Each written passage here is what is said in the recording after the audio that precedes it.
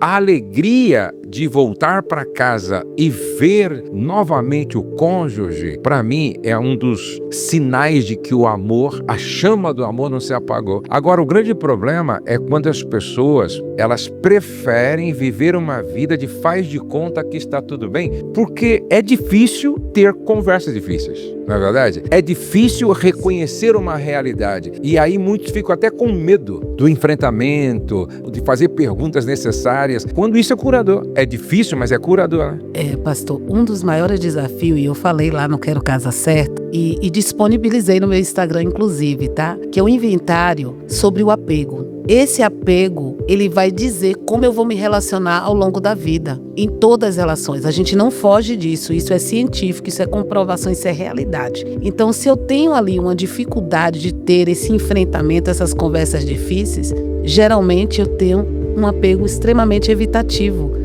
que eu acredito dentro dessa pessoa, ela acredita que a maneira dela se proteger é se distanciando. Então, na cabeça dela, para ela buscar ajuda, está totalmente contraditório, está distorcida essa realidade.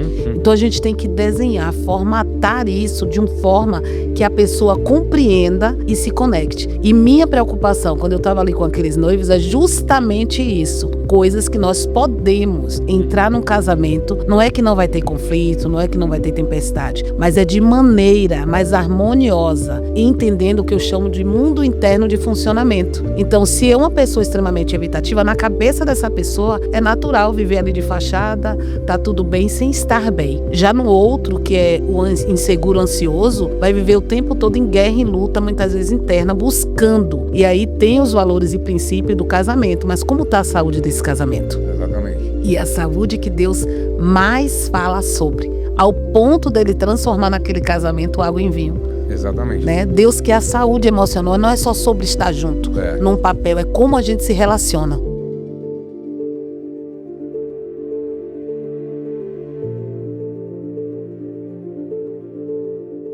Olá, tudo bem com você? Tudo bem com a sua família? Pastor Josué Gonçalves aqui para mais um podcast Amo Família. Como sempre, o nosso podcast não é apenas um bate-papo sem a intenção de instruir, ensinar, cooperar com aqueles que nos acompanham aqui. E hoje, olha, nós vamos estar falando sobre assuntos que têm tudo a ver com você, com o seu relacionamento, tem a ver com a sua saúde relacional. É muito importante que você esteja comigo até o final. Outro sim, é muito importante que você dê o seu like. Sempre que você dá o seu like, o YouTube entende que o nosso canal é relevante e manda a nossa mensagem para mais pessoas, tá? E você também pode compartilhar esse vídeo. Eu sempre digo e vou repetir aqui, tudo que me abençoa precisa alcançar outras pessoas. Toda vez que eu leio um livro, que eu ouço um podcast, hoje mesmo eu estava dando uma palestra para os nossos colaboradores aqui, para você ter uma ideia, eu dei como lição para casa eles ouvirem um vídeo sobre gestão do tempo que eu assisti e eu pedi para todos assistirem também. Então pega esse vídeo aqui e manda para todas as pessoas que você ama e quer bem. Bom, estou recebendo mais uma vez aqui a Cristiane Correia. Bem-vinda ao nosso podcast mais uma vez, Cristiane. Bom dia, o prazer é todo meu estar aqui num projeto ao qual tem muito sentido para mim, validação, família, e estar aqui com vocês é uma bênção de Deus nas nossas vidas. Maravilha. Bom, a Cristiane Correia, você que está chegando aqui pela primeira vez, ela é casada com o Eric, que trabalha conosco já há vários anos. Mais ou menos quantos anos você trabalha? 17 anos já. Já pensou? 17 anos e ela é psicóloga com várias especializações e ela tem feito um trabalho maravilhoso, não é? Em atendimento e também aqui como uma das conselheiras do SOS Casamento Curado. E hoje a gente vai conversar com bastante assim, tranquilidade e sem pressa sobre alguns assuntos que eu separei aqui, ó. A maioria dos casais que chegam até você estão com problema de relacionamento ou com problema de autoconhecimento. É problema de relacionamento ou problema de autoconhecimento.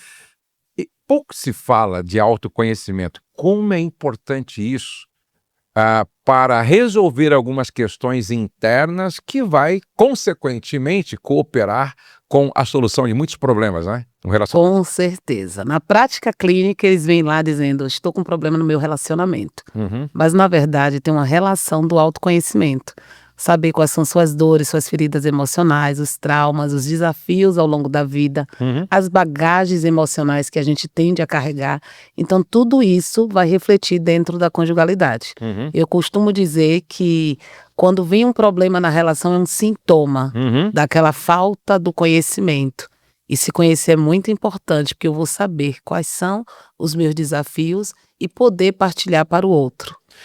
Porque às vezes a pessoa carrega traumas que têm a ver com a sua própria infância e que o dificulta a se relacionar com o cônjuge de forma madura, de forma inteligente.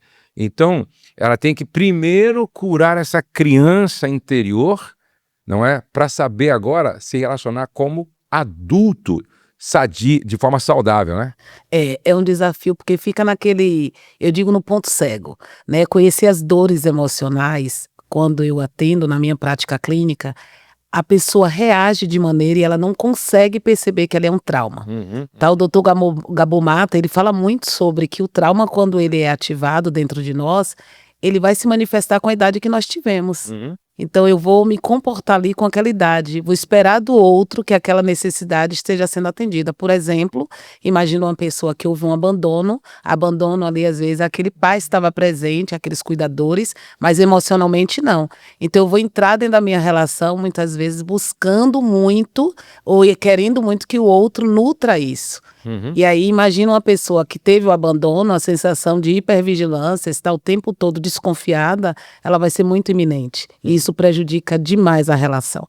E colocar essa dor da ferida sobre o outro, que nem sabe de onde veio, nem de onde está partindo, e nem a própria pessoa muitas vezes. Então o autoconhecimento nos leva a compreender a nós mesmos, para depois a gente poder até direcionar para o outro que eu gostaria que pudesse ser nutrido em mim. Porque se você não entende você mesmo, dificilmente você vai entender o outro. Ah, isso é verdade. É um grande desafio. Eu gosto muito de uma passagem quando fala de amar o próximo como a ti mesmo. Como é que eu vou amar o outro se eu não sei nem o que é amor? Uhum. E muitas vezes a gente tende a fazer um autossacrifício sobre o outro e acreditar que aquilo é amor. Mas tem que perpassar primeiro por nós, Uhum. para nós termos até a tal da empatia que é tão falada e tão necessária dentro da relação. Na prática, pastor, é muito comum. Imagina aquele cônjuge que não teve cuidadores empáticos.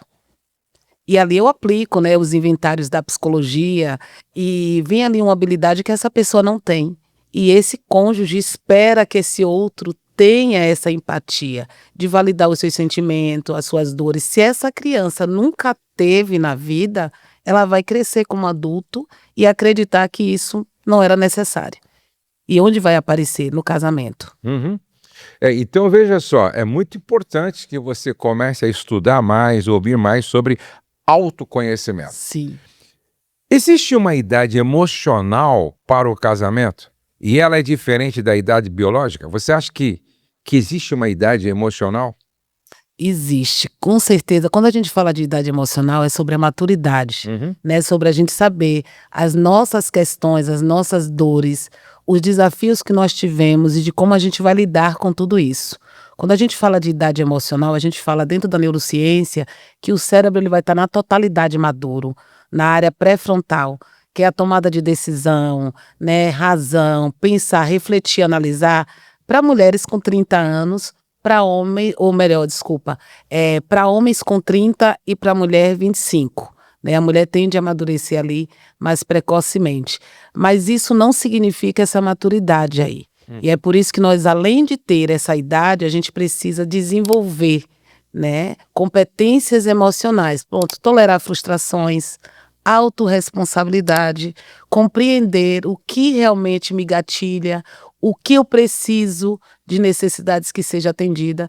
E quando esse casal tem muitas vezes uma idade madura, mas ele tem essa imaturidade emocional, a probabilidade é de nós vermos ali uma criança buscando ainda um cuidador para cuidar de si, dentro do casamento. Dependência emocional é imaturidade? Faz parte dessa idade emocional para o casamento? Muito. A dependência emocional ela está relacionada. Hoje nós temos uma ciência que traz essas comprovações para nós. A dependência emocional ela tem muitos fatores e um deles é justamente o ambiente que essa criança se desenvolveu. Então, se essa criança, nós precisamos de necessidades que sejam atendidas, assim como beber água, né, comida, um teto para dormir, segurança. Então, as necessidades emocionais é tão importante quanto. Se essa criança tende ali a ver a falta de validação, a não ter um pertencimento sobre ela, ela vai buscar isso o tempo todo, mesmo na vida adulta. E aí vai desenvolver essa dependência emocional, que na terapia do esquema eu costumo chamar do adulto saudável. Quem é o adulto saudável? É nós entendermos aquilo que faltamos em nós e como eu vou me nutrir, para eu poder até direcionar para o outro. Porque quando eu espero só do outro, eu fico refém sobre o outro que muitas vezes não tem recursos para dar. E esse é um dos grandes desafios dentro do E casamento. você acha que o que coopera para essa falta de maturidade emocional? Você usou uma expressão que eu achei interessante, desenvolver competências emocionais, né? E você não acha que a superproteção dos pais, principalmente quando os filhos já estão numa idade de estar assumindo as responsabilidades como adolescentes, jovens, na fase adulta, essa superproteção impede, tá, que o filho ou a filha desenvolva essas competências emocionais? Né? Total, pastor. Hoje é muito comum a gente ver uma adolescência tardia, tá? Adultos que já deveria estar ali em outra performance de vida, tendo mais autorresponsabilidade, tomada de decisões, os medos dos pais, eu digo até as dores, os traumas desses pais, eles vão perpassar transgeracionalmente. E eu digo que é um desafio quando pais imaturos educam filhos. Porque eles tendem a adoecer esses filhos, tá? E onde está o perigo nisso? Imagina um filho que foi super protegido. Ele vai estar dependente emocional. Ele vai ter uma vulnerabilidade mais exacerbada ali, ao ponto de ficar refém na mão do outro e do cônjuge. E isso independe do gênero. Pode ser homem, pode ser mulher. Então, se tem uma superproteção, você vê a insegurança, o medo de falhar, o medo de errar. Por quê? Porque isso é desenvolvido na infância. A gente chama do nosso self. O adulto saudável, ele vai ao longo da vida esse desenvolvimento. Começa lá na trajetória, na infância. A criança tem o direito de escolha. E muito comum os pais dizem, a criança agora vai poder fazer o que quer. Como é que não tem maturidade e escolhe? Opa, não vamos ser extremistas. A ideia é, se tem aqui o tempo frio, o que é que eu vou escolher? 3 roupas que tem ali uma condição do clima e deixar essa opção para aquelas 3 que o adulto, o pai escolheu, aquela criança ter 3 opções.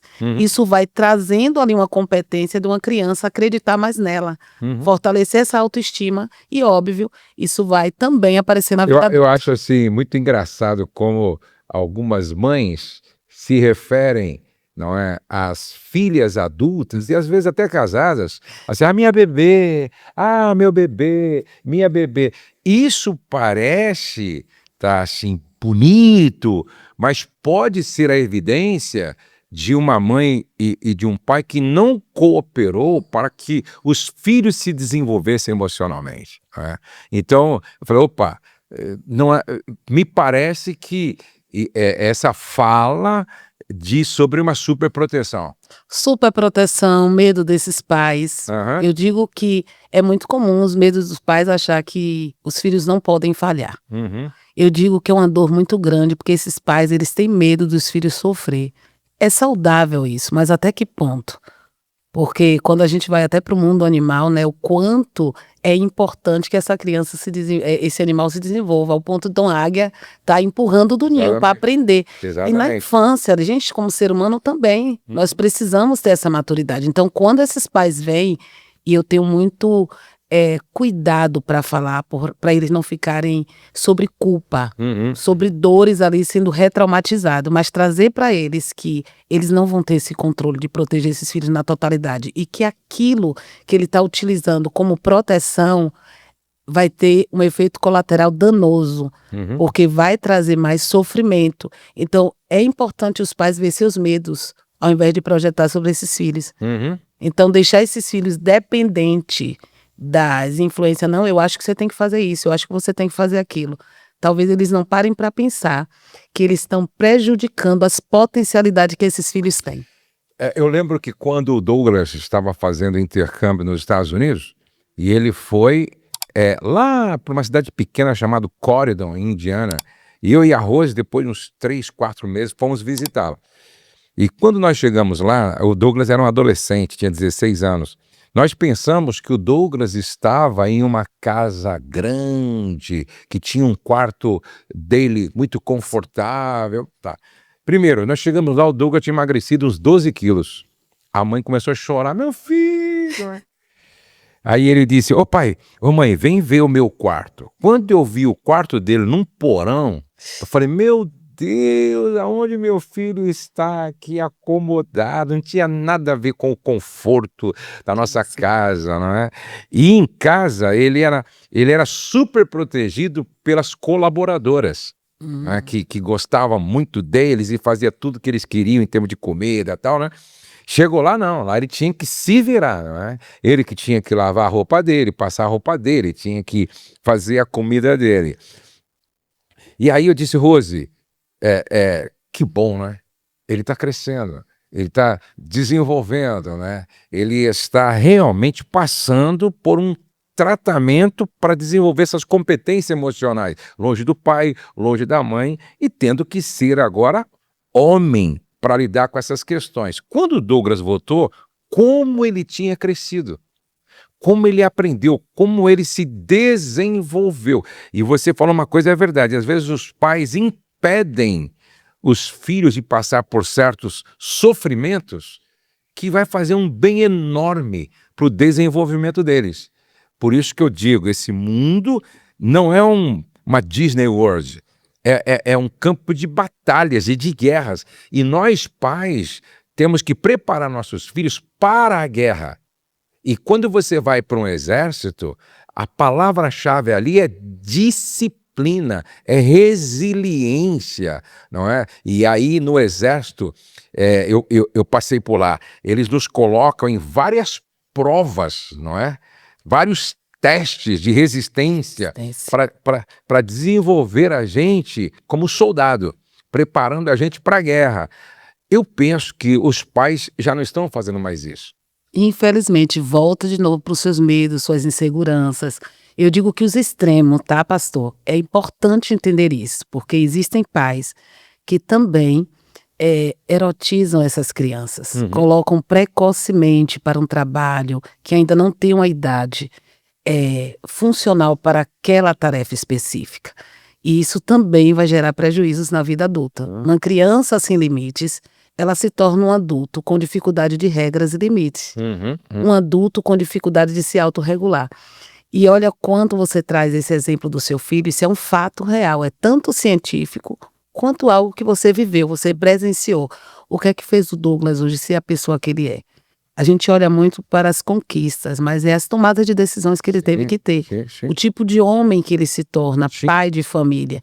E aí, quando esses pais geralmente não fazem isso, é entender o que está por detrás. Porque é sofrido ver esse adulto que chega no consultório com muita imaturidade e insegurança.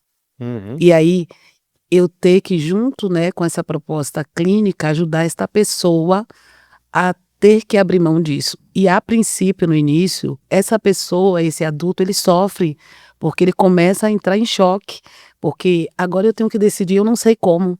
E eu sei que uma sociedade me cobra isso. E esses pais, eles não conseguem vir, eles acreditam de maneira idealizada que eles vão estar ali o tempo todo disponível para esses filhos. E eu sempre tenho dito que quando a Bíblia compara o filho com uma flecha, ótimo. Nós temos que fazer um trabalho bem feito com os nossos filhos, porque depois que eles forem lançados, nós não teremos mais controle sobre eles. E eu tenho que entender, como você falou, que nem sempre eu vou estar lá, não é?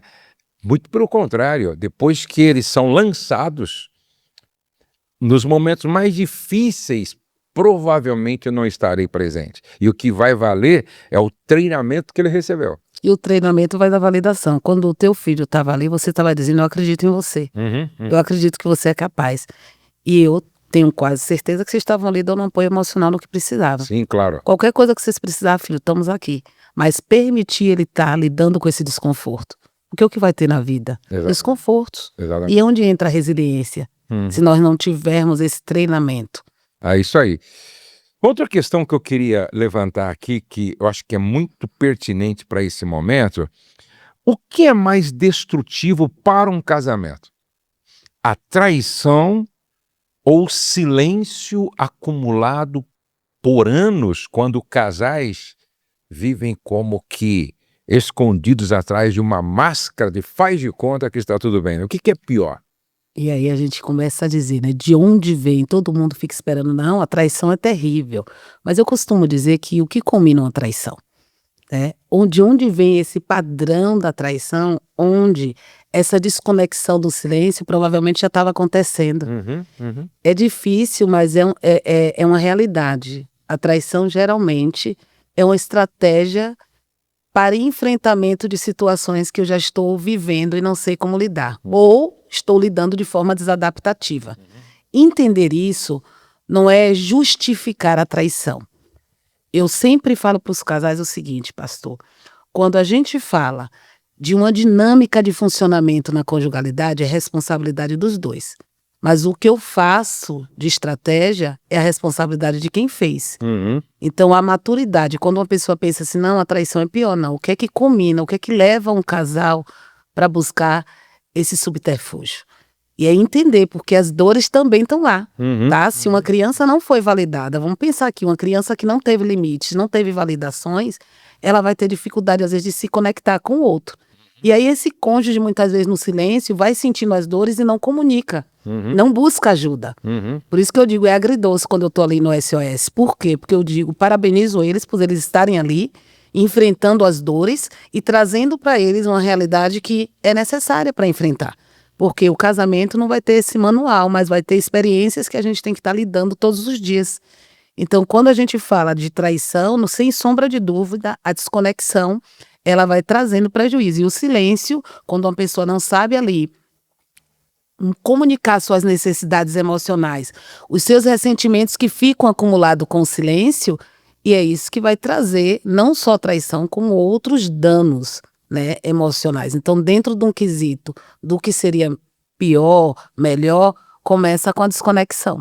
E você falou uma coisa muito interessante. Você falou assim, olha, a traição muitas vezes é alguém querendo resolver um problema da forma errada. Uma estratégia. Por exemplo, existe uma crise na relação, já houve uma desconexão emocional dentro de casa, um esfriamento, e de repente a pessoa acha, né, que numa relação extraconjugal ela vai resolver um problema, quando na verdade ela está criando muitos outros problemas com prejuízos irreparáveis, né? Vai buscar as necessidades que poderia ter comunicado dentro da relação. Exatamente. Eu digo, gente, é tão importante, eu aprendi isso, eu treino isso todo dia no meu casamento, não é fácil. Porque se eu tive uma infância que não podia, nem sabia nomear minhas necessidades, porque às vezes os casais adultos não sabem nomear. Sabe. Então, se eu chego agora dentro do relacionamento, eu fico buscando aquilo que eu não sei nem de nome, aí eu vou buscar lá, numa paixão louca, a minha validação. Eu vou ter, talvez, momentaneamente.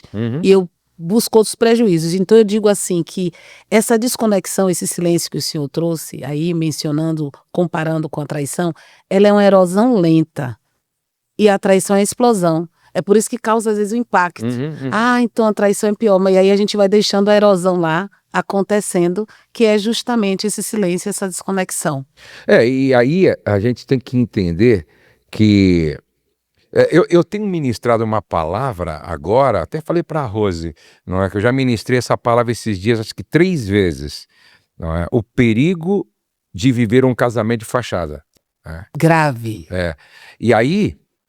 eu começo a mostrar para os casais que quando é que a relação pode ser de fachada, não é? Quando a imagem externa ela é muito mais interessante do que a interna. A realidade fora é mais interessante do que a realidade de dentro. E aí Jesus disse para a igreja lá de Éfeso, Ó, vocês trabalham, Lindo. vocês são constantes, vocês reprovam os que são falsos. Tenho, porém, contra ti uma coisa: vocês já não me amam como no princípio. Então, tem casal que trabalham juntos, que às vezes são fiéis um ao outro, Uhum. não é? São dedicados e comprometidos com as responsabilidades do lar. Só acabou o amor. E quando acaba o amor, acaba a alegria. E a alegria de voltar para casa e ver novamente o cônjuge, para mim, é um dos sinais de que o amor, a chama do amor não se apagou. Agora, o grande problema é quando as pessoas, elas preferem viver uma vida de faz de conta que está tudo bem, porque é difícil ter conversas difíceis. Não é verdade? É difícil reconhecer uma realidade. E aí muitos ficam até com medo, né, do enfrentamento, de fazer perguntas necessárias, quando isso é curador. É difícil, mas é curador, né? Pastor, um dos maiores desafios, e eu falei lá no Quero Casa Certo, e disponibilizei no meu Instagram, inclusive, tá? Que é um inventário sobre o apego. Esse apego, ele vai dizer como eu vou me relacionar ao longo da vida, em todas as relações. A gente não foge disso, isso é científico, isso é comprovação, isso é realidade. Então, se eu tenho ali uma dificuldade de ter esse enfrentamento, essas conversas difíceis, geralmente eu tenho um apego extremamente evitativo, que eu acredito dentro dessa pessoa, ela acredita que a maneira dela se proteger é se distanciando. Uhum. Então, na cabeça dela, para ela buscar ajuda, está totalmente contraditório, está distorcida essa realidade. Uhum. Então, a gente tem que desenhar, formatar isso de uma forma que a pessoa compreenda e se conecte. E minha preocupação, quando eu estava ali com aqueles noivos, é justamente isso. Coisas que nós podemos entrar num casamento, não é que não vai ter conflito, não é que não vai ter tempestade, mas é de maneira mais harmoniosa, entendendo o que eu chamo de mundo interno de funcionamento. Então, se é uma pessoa extremamente evitativa, na cabeça dessa pessoa é natural viver ali de fachada, tá tudo bem sem estar bem. Já no outro, que é o inseguro, ansioso, vai viver o tempo todo em guerra e luta, muitas vezes interna, buscando. E aí tem os valores e princípios do casamento, mas como está a saúde desse casamento? Exatamente.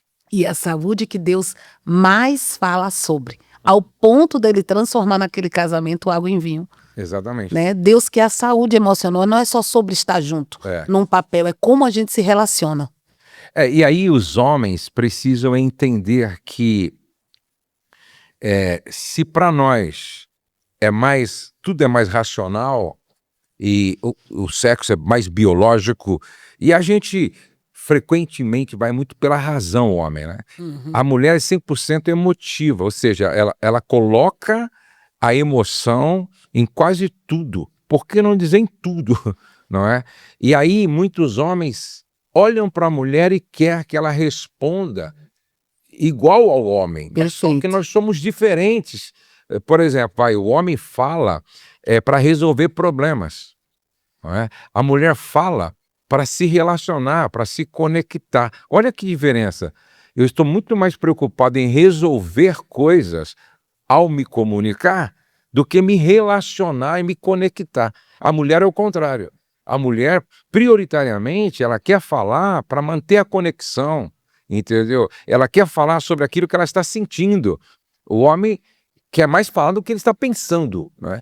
E quando não se conhece essas diferenças, dificulta e aumenta a desconexão, Sim. o distanciamento, certo? Por quê? Porque eu quero que ela me responda como outro homem e, de repente, ela quer que eu responda como uma outra mulher, entendeu? Então, quando os dois entendem, não, peraí, eu sou movida à emoção. Se eu entendo, peraí, eu estou sendo muito racional. Então, aí vem a parte da empatia. Então, eu preciso abrir mão do meu mundo para conhecer mais o mundo dela. E ela abrir mão do seu mundo para conhecer mais o meu mundo. E quando há essa compreensão, aí o caminho é facilitado. E pense agora, quando a gente fala assim, tá, o homem é muito razão e tal. Mas será que esse homem também, em algum momento, não precisa dessa conexão, desse Sim. outro lado? Sim. É por isso que quando... eu acredito muito nisso, sobre essas diferenças terem profundidade quando os dois crescem junto. Porque não quer dizer que, como eu sou muito razão, e isso é muito comum acontecer hoje, homens foram impedidos culturalmente de sentir. Uhum. Eu não estou falando ser princeso. Sim. Eu estou falando sobre homens dizer assim, poxa, Cris, é importante para mim um abraço, um carinho, um toque. Isso. Que a gente fala que hoje é uma comprovação científica com necessidades emocionais, tá? A linguagem do amor também ela entra, né, nessa proposta. De que maneira? Se essa pessoa gosta do toque, se é importante, esta razão do homem que eu acredito que é importante ter, junto com essa questão emocional da mulher, os dois vão crescer e evoluir. É esse o desafio hoje que a gente está lidando com muitas questões que é muito o individualismo. Não, a individualidade, em que sentido? E eu digo que hoje Portugal está sendo, pastor, o maior índice de divórcio, gravemente comprovado. E por ter estado ali, eu fui analisando a cultura dentro da igreja, fora, né, em conversas, relacionamentos. E a maneira que hoje, um dos sintomas que eu percebo na sala de aconselhamento, estando no Brasil, que isso alarmou ali a minha percepção clínica e científica. Tem uma pergunta ali que nós fazemos sobre tomo decisões sem comunicar para o meu cônjuge. E os casais que mais estão em conflito, cada um toma suas decisões. E é isso que a gente vê numa cultura hoje que é extremamente autossuficiente na Europa.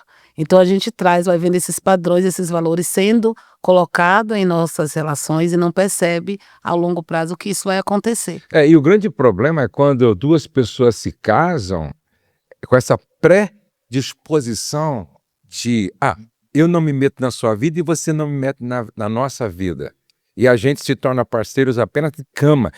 Isso não é casamento, porque quando a Bíblia diz que os dois se tornam uma só carne, vai para além do ato sexual. Ali fala de uma comunhão financeira, de uma comunhão física, de uma comunhão emocional, de uma comunhão espiritual. Isso é casamento, porque no original hebraico, une-se a sua mulher é muito forte no original, porque está falando de uma parte colada na outra, está falando de uma fundição, né? É fundir uma parte na outra. E é o todo, não é parte, entendeu? Assim, não, é só sexualmente, não, é espiritualmente, não, é só emocionalmente. Não, por quê? Porque o dinheiro é emocional, o dinheiro é espiritual, entendeu? Não tem como você desvincular isso, não tem. Por quê? Porque a maneira como o casal lida com o dinheiro afeta emocionalmente, consequentemente, pode-se desenvolver doenças psicossomáticas por esse estresse, você está me entendendo? E nos afastar do próprio Deus. Então não tem como você casar-se e dizer, não, é uma só carne, só carne, não, entendeu? Não, é um só no espírito, nas emoções, não. Por quê? Porque, na verdade, tudo é afetado e nos afeta tanto emocional, como espiritual, como fisicamente. Então, como não tem como você desvincular uma coisa da outra, então você precisa casar realmente integralmente, ó, alma, corpo, espírito, o aspecto material, financeiro, né? Quando a gente fala sobre o sexo, né, a intimidade. Às vezes a pessoa pode ter o ato sexual, mas não quer dizer que tem intimidade. Exatamente. Então está desconectado. Isso é muito, muito, muito comum, mais do que nós imaginamos. Infelizmente. Porque quando a gente fala de intimidade, é uma conexão profunda. Intimidade é ser vulnerável. Intimidade, vou dizer até na prática mesmo sexual, é os casais ali poder comunicar um para o outro de que maneira gostaria mais ou menos. E uma pessoa que veio, vamos de novo voltar para as feridas emocionais, não adianta. Então pensa numa criança em que a inibição dela emocional foi totalmente ali reforçada ao longo da vida. Ela não podia se expressar. Ela não teve esse lugar. Ela vai chegar dentro da conjugalidade com muitas dificuldades, principalmente na área sexual, porque dentro dessa inibição emocional vem trauma, vem medo, vem inseguranças. E é por isso que é tão importante nós abrir, né, tirar essas camadas e olhar para ela na totalidade. Por isso que eu digo que olhar para o ser humano de maneira integrativa, que eu vejo que Deus faz isso perfeitamente conosco, é nós hoje começarmos a enxergar dessa maneira.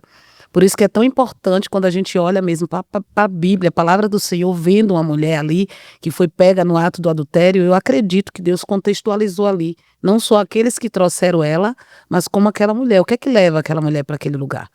Que dor é essa que ao ponto dessa mulher ficar numa condição dessa? Nós tende a julgar, né? Porque o que fica ali na ponta do iceberg é o comportamento. Mas o que está lá mergulhado é as dores, é aquilo que não foi treinado, é ali as necessidades que não foram atendidas. E de verdade o Senhor pode suprir tudo isso em nós, desde que eu tenha consciência. Eu gosto muito dessa frase para mim, essa palavra, ela reverbera dentro de mim todos os dias. O povo é destruído se não tiver conhecimento. Se eu não souber minhas necessidades, até para chegar para Deus, para pedir, para dizer me oriente, me direcione, eu vou ter mais prejuízos. Como você fala mesmo, de ter um mentor, de estar ali sendo aconselhado, isso é direcionamento. E se faltou, que mal há de nós buscarmos ajuda? Inclusive, eu vejo alguns homens com muita dificuldade de buscar ajuda, algumas mulheres com muita dificuldade. Gente, nós precisamos assumir a nossa vulnerabilidade. O apóstolo Paulo, ele nunca teve medo. Inclusive, ele escreveu que o vaso é de barro. Ele tinha plena consciência. O vaso é de barro.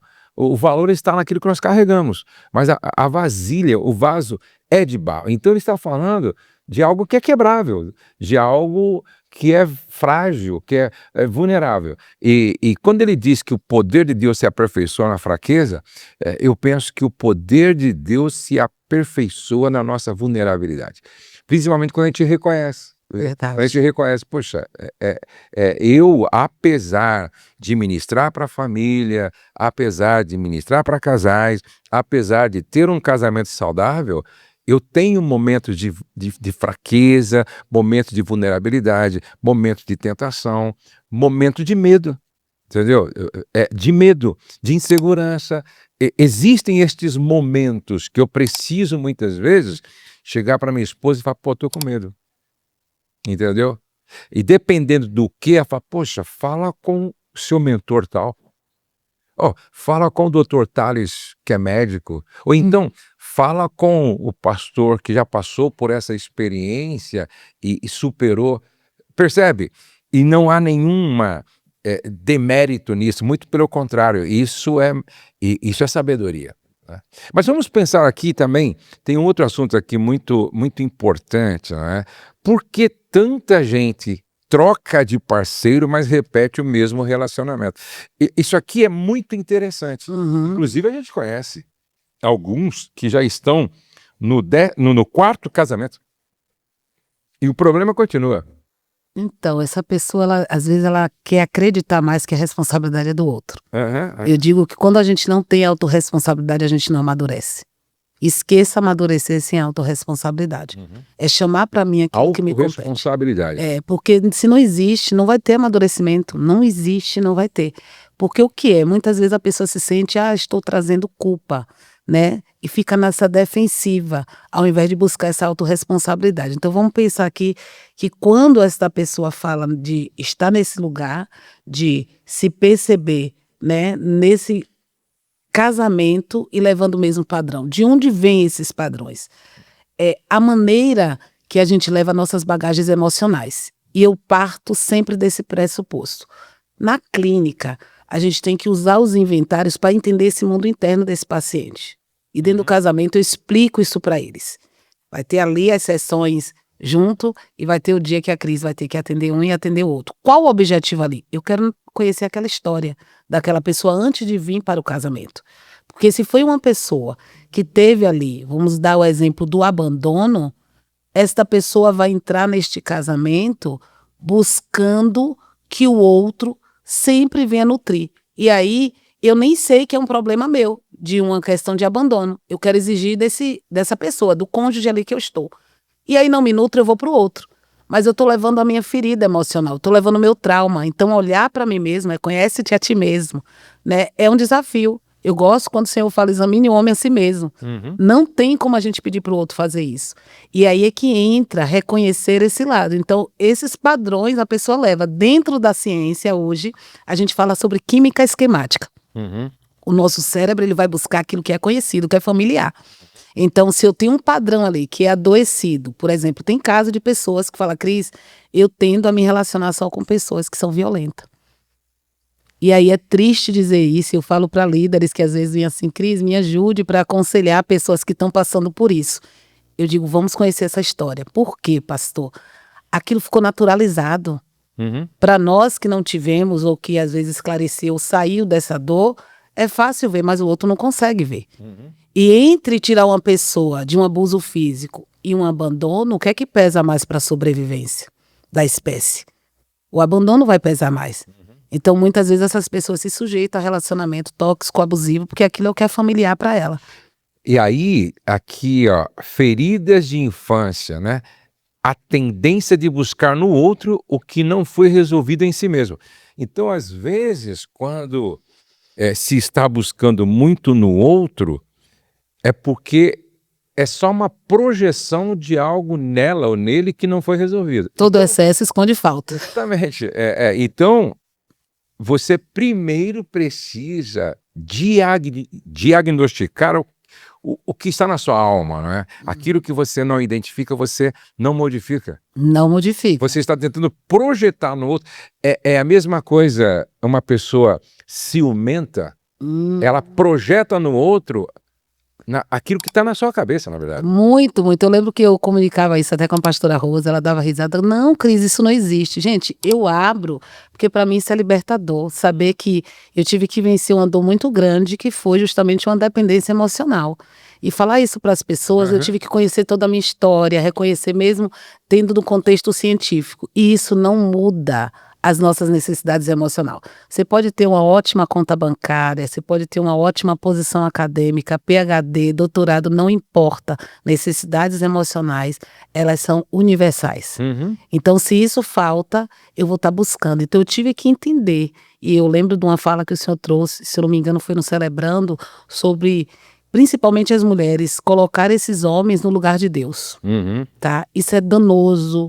Isso é sofrido, porque vem esse lado muito idealizado e até distorcido da palavra. E o grande problema é quando você coloca o outro como ídolo não pode ser confrontado, né? Ídolo não pode ser cobrado, né? E aí, olha, ídolo não pode ser questionado, né? E fica muito mal, tá? Até chegar, porque eu ficava com raiva de querer que as pessoas enxergassem como eu estava enxergando. E a pastora Rosa foi muito cirúrgica, ela dizia, Cristiane, isso não está acontecendo. E não estava mesmo. Mas eu tive que olhar e aí foi muito sofrido. Porque você vai olhar para coisas que você vai descobrir é desconfortável, mas depois é libertador. Depois é libertador ao ponto de você dizer como foi sofrido para mim e para o outro.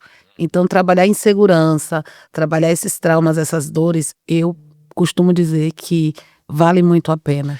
E eu acho que tudo assim, tudo desemboca numa crise da identidade. Por isso que é tão importante os pais afirmarem a identidade dos filhos. Desenvolver essa identidade. Exatamente, desde criança. Desde criança. Você é filho de Deus, você é imagem e semelhança de Cristo, você não precisa da aprovação de ninguém. Deus já te aprovou a partir do momento em que trouxe a terra, entendeu? Você é bonito, você é bonita, você é amado, você é amada. Eu acho que desenvolver essa autopercepção, essa autoconsciência, essa autoimagem tem a ver com essa identidade saudável. Aí as pessoas crescem sem essa dependência emocional, sem essa dependência de validação de todo mundo, sem essa dependência de, eu preciso ser certo toda hora, eu preciso ser o melhor daquilo que eu faço sempre. Aí a pessoa vive nessa busca dolorosa, desnecessária e dolorosa. E aí leva para o casamento, não é? Pastor, logo e aí projeta no outro. Projeto. Você falou uma coisa tão importante, gente, que quando o pastor fala aqui sobre identidade, nosso senso de identidade ele é desenvolvido na infância. Exatamente. Tá? Não adianta. O senso de identidade. E crise, como é que desenvolve? Atendendo às necessidades emocionais. Isso é ciência ao nosso favor. Então, todas as vezes que a criança, quando você traz aí a palavra que refuta aqui, né, a ciência, eu estou ali implantando. Você nasceu para vencer, você nasceu para dar certo. O que é que eu estou fazendo com meu filho? Eu estou validando. Exatamente. Eu estou mostrando para ele que ele é importante. Isso. Eu estou mostrando, então eu estou ali colocando necessidades emocionais. O que acontece, infelizmente, é se esses pais estão ali adoecidos e eles se sentem rejeitados, mal, eles projetam isso nos filhos. Exatamente. E aí é o estrago total. E como esses filhos crescem adoecidos. E, gente, não se sinta culpado assistindo esse podcast. Eu digo que Deus é lindo, maravilhoso, que Ele deu um cérebro que tem a neuroplasticidade. Então, nós podemos, eu estou falando aqui, abrindo minha autorrevelação. Se a Cris veio de um lugar onde ela teve muito o abandono, as necessidades emocionais prejudicadas, a Cris teve que agora fortalecer isso nela. E ajudou, porque o meu esposo não tinha esse lugar para nutrir. E eu fui realmente na espiritualidade em Deus e fui buscar ajuda, sim, psicológica. Porque isso me ajudou a dizer, Cristiane, isso foi uma falta. Mas hoje você pode fazer dessa maneira, acreditar mais em você, olhar os vieses de pessoas que comungam ali propostas, ideias como a tua. Isso vai nos ajudando a crescer e dizer, poxa, eu sou alguém. Eu sou importante. E Deus fala sobre as relações. Deus fala como é importante, nós precisamos sempre um do outro, pastor. E eu acho lindo quando o Senhor fala, ninguém constrói um sonho sozinho. Exatamente. E olha, não é porque eu estou aqui, mas eu disse ao meu esposo, eu falei assim, o que eu admiro muito no pastor Josué é uma humildade de reconhecer que ele não faz nada sozinho. Isso para mim é muito desafiador, você não tem noção. Quando vê uma pessoa, quando ela chega no nível ao qual o Senhor chegou, na tua relevância, na pessoa pública que você se tornou, a gente vê isso olhando mais esse lado, mega, e o lado que está atrás, o lado que está junto, dizendo assim, nós precisamos um do outro. Isso é Deus dentro de nós. E a gente não pode perder isso, né? Não pode perder isso. Não deve, mas a gente se perde, porque isso enobrece de tal maneira, pastor, que a gente se perde no caminho se a gente não tiver essa sensibilidade humana. E é isso que Jesus quer, nós temos essa sensibilidade humana, não é ser bobão, não é ir para os extremos, mas é olhar assim e dizer assim, poxa, realmente a gente está aqui com o outro. Exato. Nossa, eu quero partilhar, e eu falo isso para as pessoas, falo para os colaboradores aqui, eu falo, pastor Josué, tem muito esse lado de querer que as pessoas vençam, Sim, de acreditar. Então, quando você faz isso com seus filhos, isso é natural no seu dia a dia. Exatamente. É sobre isso que eu quero dizer para os pais. Então, é na começa hoje, né, naturalidade. validando seu filho, sua filha, entendeu? Declarando que eles realmente nasceram vocacionados, têm talentos, têm dons. E quando errar, você não errou, você aprendeu, você ganhou experiência. Ótimo. Isso é maravilhoso. Chegamos ao final do nosso podcast, que bom. Mas, Cristiane, fale um pouquinho do seu trabalho, né? Você atende muitas pessoas no Brasil, fora do Brasil, e tem sido uma bênção. Falando nisso, você ainda continua atendendo a mãe daquele jogador que você atendia? Eu atendo, sim, algumas pessoas que realmente buscam, né, esse ajuda, esse trabalho. E fora do Brasil, em muitos países, é muito importante, não só sobre estar fora do Brasil, mas é o quanto as necessidades emocionais de brasileiros que são expatriados, eles dizem assim, Cris, é importante porque eu me conecto e a gente tem necessidade de pertencer. Exatamente. E estar fora do país, né, às vezes dá essa sensação de não pertencimento.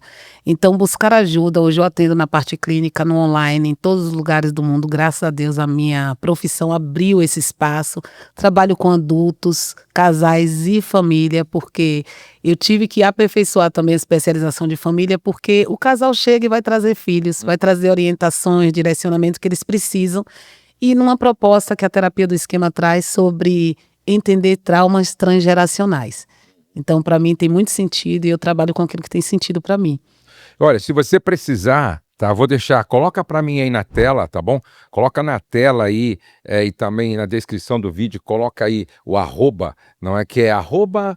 criscorreia.psicóloga, meu Instagram. E se tiver alguma dúvida lá, pode ir lá. Cris, eu assisti o podcast, fiquei com alguma dúvida, eu esclareço dúvida. Não é fazer a terapia, mas às vezes se tiver alguma dúvida eu puder esclarecer, com certeza. Se quiser contratar o trabalho dela, também fique à vontade. Tem a nossa validação e tem sido uma bênção. Graças a Deus. Obrigado, viu? Eu que bom agradeço, essa pastor. conversa aqui, como é esclarecedor, Isso não é? muito Falar sobre esse assunto aqui.